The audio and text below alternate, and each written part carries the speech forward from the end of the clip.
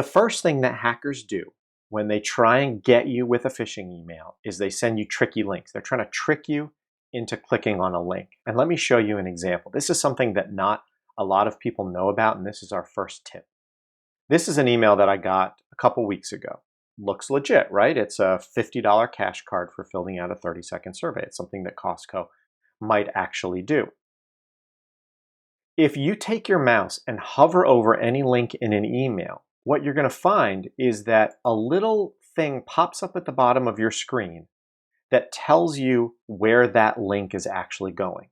Now, if this were a legitimate email, I would have expected it to go to something like Costco.com. But instead, and let me blow this up so you can see it a little bit better, it's sending me to some crazy website, cxatwu.cf. Now, .cf is actually the website domains of the Central African Republic. Seems legit, right? I'm sure that Costco has decided to outsource their whole gift card email thing to someone in the Central African Republic. So this is the first tip. Always hover over links before you click them so that you can see where they actually go. And if they go to somewhere weird like this, don't click on them. Now here's the thing. An email like that might have been trying to get my username and password. This is very common in phishing attacks. They might have tried to get my Gmail account if you use G Suite, or maybe you use Office 365 and they want to go after your Microsoft account. Or they might be smart. They might know that you're in a medical practice and they might want to go after your EMR when they log in. Here's something you can do to defend yourself. This is tip number 2. Take that link, that tricky looking .cf link, and go to a site called VirusTotal. Click on the URL tab here, paste the link into this box, and then click on Scan It. And what it's going to do is it's going to automatically scan the link, the web page, against almost 60 different virus scanners, and it's going to tell you if it's bad or not. So you can have more information in deciding whether it's safe for you to click on this link or not. By the way, even if it comes back clean, if you're not expecting a link from someone, if it still looks weird to you, trust your gut on this. Believe me, you'll save yourself a ton of heartache. The next thing that I want to show you is sometimes, here's another email that I got. Sometimes the attackers are going to send you something using something called a link shortener.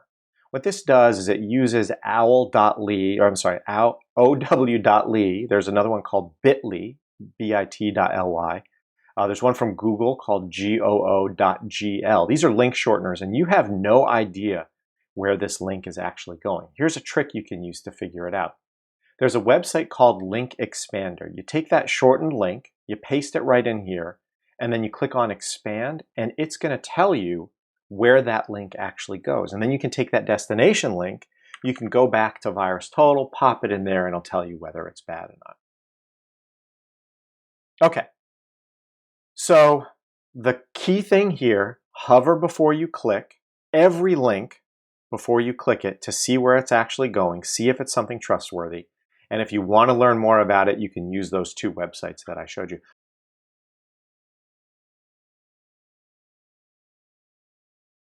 The first thing we have is a tool that makes it so you don't have to worry about tricky links. We use a service that scans every single link that we get in real time. And if it's a bad link, it's actually going to block you from going there. So here's a real email that I got recently. I set up a new Office 365 account for somebody. This isn't a phishing email, but boy, it sure looks like one, doesn't it?